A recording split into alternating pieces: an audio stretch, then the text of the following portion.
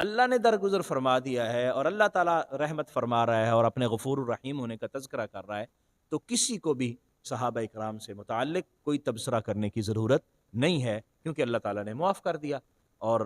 اللہ تبارک و تعالیٰ انہیں ان سے راضی ہوا، رضی اللہ عنہم ورضوا عنہ، اللہ ان سے راضی ہے، وہ اللہ سے راضی ہیں۔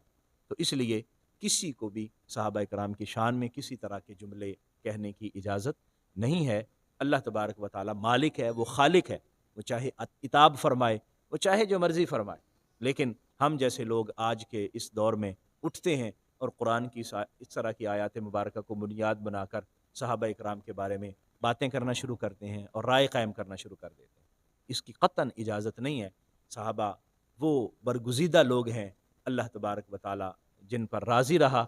اللہ کے رسول صلی اللہ علیہ وآلہ وسلم جن کے یہ راضی ہوئے اور ہمیشہ ان کی تعریف و توصیف فرماتے رہے،